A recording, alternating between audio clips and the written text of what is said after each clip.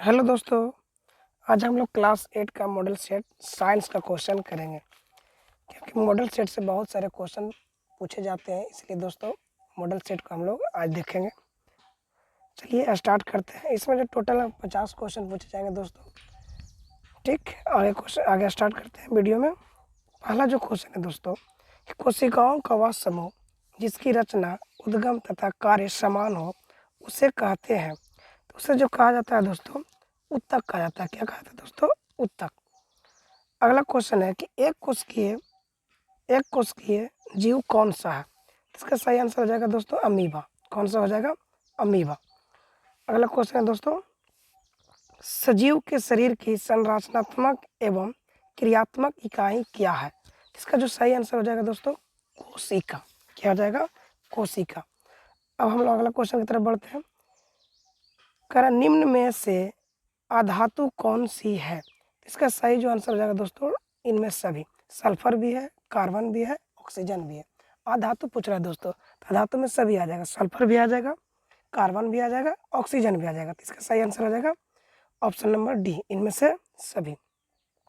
चलिए दोस्तों आगे बढ़ते हैं। निम्न में से धातुओं का उपयोग कहाँ किया जाता है? इसका सही आंसर हो जाएगा दोस्तों कि पटाखा उद्योग में किया जाता है, उर्वरक में भी किया जाता है, खाना बनाने के बर्तन में भी किया जाता है। इसका सही जो आंसर हो जाएगा इनमें से सभी। क्या हो जाएगा दोस्तों? इनमें से सभी। अगला जो क्वेश्चन है दोस्तों, कौन सी एकमात्र धातु है जो विद्युत की सुचालक है दोस्तों, यानी जिससे विद्युत धारा प्रवाहित होती है? तो इसका जो सही आंसर हो जाएगा दोस्तों ग्रेफाइट। क्या हो जाएगा दोस्तों? Graphite, option number C. चलिए दोस्तों आगे हम लोग बढ़ते हैं।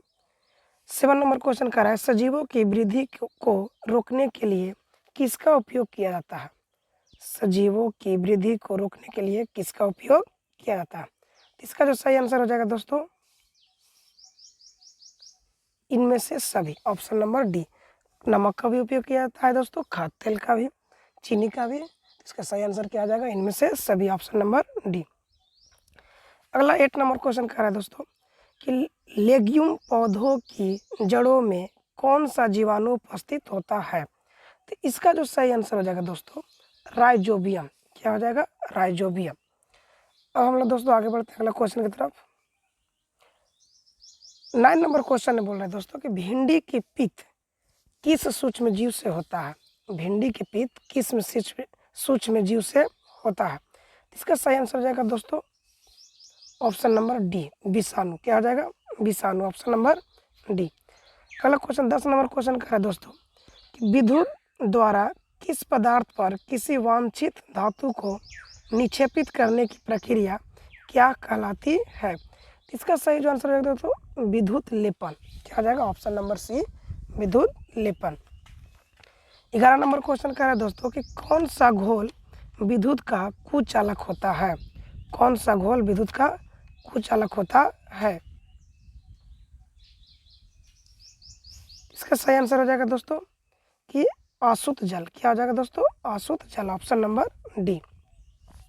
12 नंबर क्वेश्चन कर रहे हैं दोस्तों कि विद्युत अपघटन का क्या उपयोग है? तो इसका भी आंसर हो जाएगा ऑप्शन नंबर डी, इनमें से सभी। धातुओं के निष्कर्षण में भी विद्युत अपघटन का उपयोग किया जाता है, धातुओं के शुद्धिकरण में भी, और इलेक्ट्रोप्लेटिंग में भी। तो इसका सही आंसर हो जाएगा ऑप्शन नंबर डी, इनमें से सभी। चलिए दोस्तों हम लोग अगला क्वेश्चन की तरफ बढ़ते हैं। 13 नंबर क्वेश्चन कर रहा है दोस्तों कि निम्न में से कौन जीवों के जनन की अलैंगिक विधि है? तो इसका सही आंसर हो जाएगा दोस्तों निषेचन। क्या हो जाएगा? निषेचन। 14 नंबर कह रहा है दोस्तों कि बाह्य निषेचन किस में होता है? बाह्य निषेचन किस में होता है? तो सभी में होता है। मछली में भी होता है, स्टार फिश में भी होता है, मेढक में भी होता है। तो इसका सही आंसर हो जाएगा ऑप्शन नंबर डी, इनमें से सभी। 15 नंबर क्वेश्चन कह रहा है दोस्तों कि निषेचन के परिणाम स्वरूप क्या बनता है? तो निषेचन के परिणाम स्वरूप क्या बनता है दोस्तों? युग्मनज बनते हैं। क्या बनते हैं? युग्मनज। अगला है, दो सतहों पर संपर्क के कारण कौन सा बल लगता है? तो इसका हो जाएगा घर्षण बल। क्या हो जाएगा दोस्तों? घर्षण बल।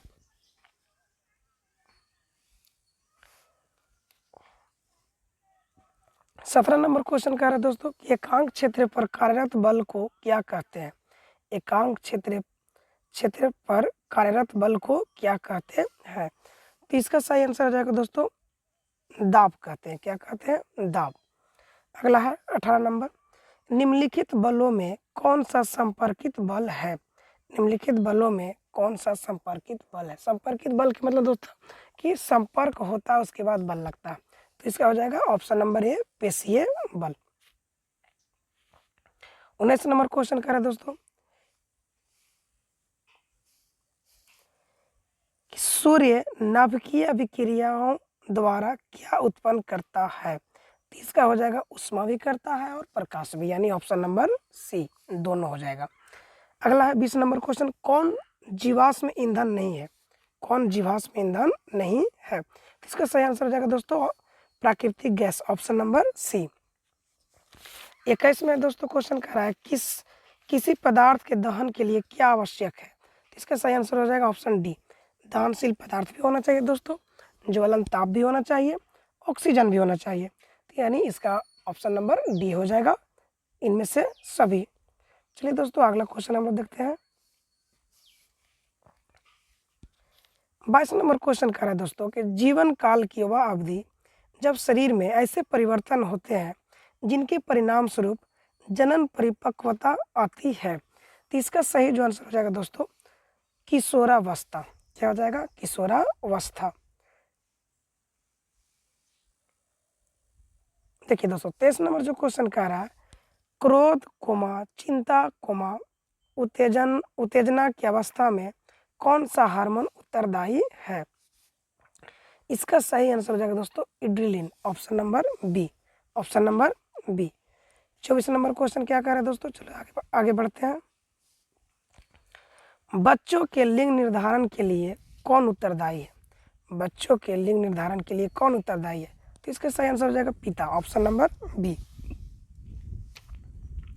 25 नंबर क्वेश्चन कह रहा है दोस्तों यदि आपतन कोण का मान 30 डिग्री है तो परावर्तन कोण का मान कितना होगा?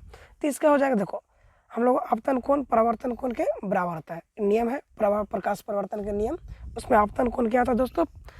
परावर्तन कोण के बराबर होता है। तो आपतन कोण 30 डिग्री दिया हुआ है तो परावर्तन कोण कितना हो जाएगा दोस्तों? 30 डिग्री होगा, और यानी ऑप्शन नंबर सी सही हो जाएगा इसका।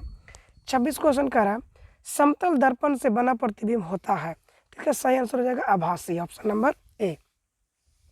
चलिए दोस्तों अगला क्वेश्चन की ओर बढ़ते हैं। 27 नंबर क्वेश्चन कह रहा है दोस्तों कि वह यंत्र जो दृष्टि रेखा पर नहीं रहने वाले वस्तुओं को भी दिखा सकता है, वह यंत्र जो दृष्टि रेखा पर नहीं रहने वाले वस्तुओं को भी दिखा सकता है। तो इसका जो सही आंसर हो जाएगा दोस्तों periscope, option number A, periscope. अगला है दोस्तों 28 नंबर क्वेश्चन, काटी गई फसल से बीजों या दानों को अलग करना क्या कहलाता है? तो इसका सही आंसर हो जाएगा दोस्तों 28 के डी, थ्रेसिंग। क्या कहलाएगा दोस्तों? थ्रेसिंग। 29 नंबर क्वेश्चन कह रहा है दोस्तों कि अनाज के भंडारण के लिए अनाज में नमी की मात्रा क्या होनी चाहिए? तो इसका जो सही आंसर होगा दोस्तों ऑप्शन नंबर सी, 14% से कम। क्या होगा दोस्तों? 14% से कम। चलिए दोस्तों आगे बढ़ते हैं हम लोग 30 नंबर क्वेश्चन की ओर। 30 नंबर क्वेश्चन में कह रहा है दोस्तों किस जीव को किसानों का मित्र कहा जाता है? बहुत इंपॉर्टेंट क्वेश्चन है दोस्तों ये, किस जीव को किसानों का मित्र कहा जाता है? इसका सही आंसर हो जाएगा दोस्तों केचुआ। क्या हो जाएगा? ऑप्शन नंबर डी, केचुआ। 31 नंबर क्वेश्चन कह रहा है दोस्तों सूर्य के सबसे ऊपरी सतह का तापमान कितना होता है? इसका सही आंसर हो जाएगा 6000 डिग्री सेल्सियस। कितना हो जाएगा दोस्तों? 6000 डिग्री सेल्सियस। 32 नंबर क्वेश्चन बोल रहा है दोस्तों कि निम्न में से कौन प्राकृतिक उपग्रह है? दोस्तों बहुत इंपॉर्टेंट क्वेश्चन है दोस्तों, कौन सा है? चंद्रमा। प्राकृतिक उपग्रह कौन सा है? चंद्रमा। ठीक। पहला क्वेश्चन है 33 नंबर, किस ग्रह का द्रव्यमान सबसे अधिक है? किस ग्रह का द्रव्यमान सबसे अधिक है? तो इसका सही आंसर हो जाएगा ऑप्शन नंबर सी, बृहस्पति। 34 नंबर कह रहा है दोस्तों घर्षण हमेशा है, घर्षण हमेशा है। इसका सही आंसर हो जाएगा दोस्तों आरोपित बल का विरोध करती है, ऑप्शन नंबर सी।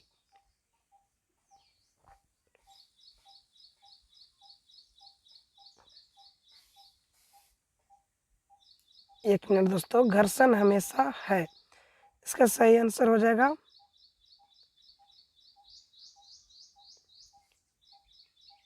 34 नंबर के, घर्षण हमेशा है। इसका सही आंसर हो जाएगा दोस्तों आरोपित बल का विरोध करती है, ऑप्शन नंबर डी होगा। कौन हो जाएगा दोस्तों, option number D.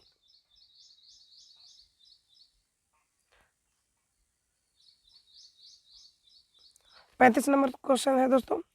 35 number question कह रहा है दोस्तों कि घर्षण निर्भर करता है तो दोनों पे, पृष्ठ के प्राकृतिक पर भी निर्भर करता है, वस्तु के भार पे, यानी ऑप्शन नंबर सी हो जाएगा, दोनों पे।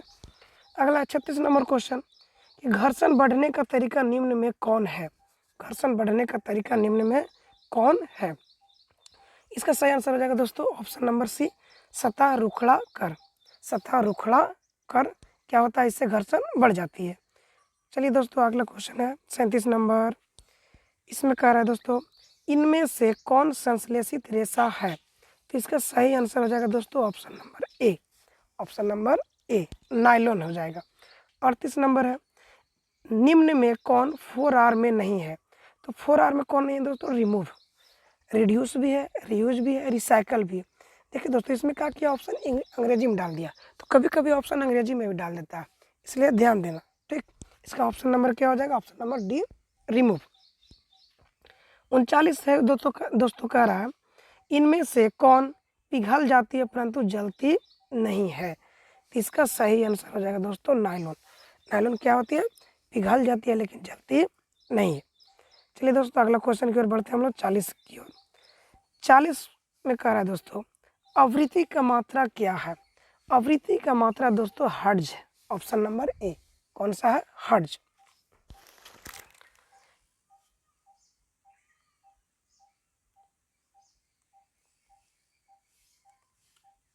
इकतालीस नंबर क्वेश्चन दोस्तों कह रहा है एक कंपन में लगे समय को क्या कहते हैं, एक कंपन में लगे समय को क्या कहते हैं, तो इसका सही आंसर हो जाएगा दोस्तों option number B, आवर्तकाल।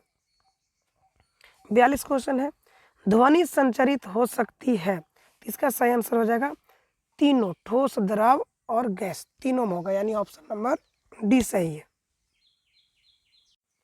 43 number question कह रहा है दोस्तों कि किसी आवेशित वस्तु से आवेश को पृथ्वी में स्थानांतरित करने की प्रक्रिया को क्या कहते हैं, तो इसका सही आंसर हो जाएगा भू संपर्क, भू संपर्क क्या हो जाएगा दोस्तों, भू संपर्क, यानी option number A.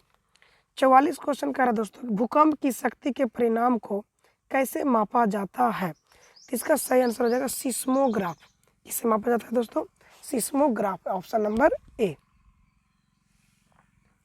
45 number question कह रहे दोस्तों आवेश कितने प्रकार के होते हैं, तो आवेश दो प्रकार के, कितने प्रकार के होते हैं, दो प्रकार के, ऑप्शन नंबर बी।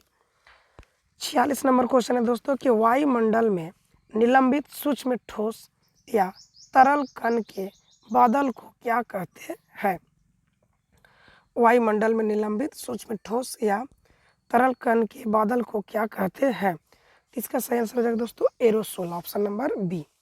47 वायुमंडल में ऑक्सीजन गैस कितना प्रतिशत है, हाँ जी हाँ दोस्तों बहुत इंपॉर्टेंट क्वेश्चन है ये, 47 नंबर, क्योंकि ऑक्सीजन देखो नाइट्रोजन पूछेगा तो नाइट्रोजन कितना है दोस्तों 78%, लेकिन ऑक्सीजन कितना हो जाएगा तो 21%, कितना हो जाएगा 21%, ऑप्शन नंबर बी।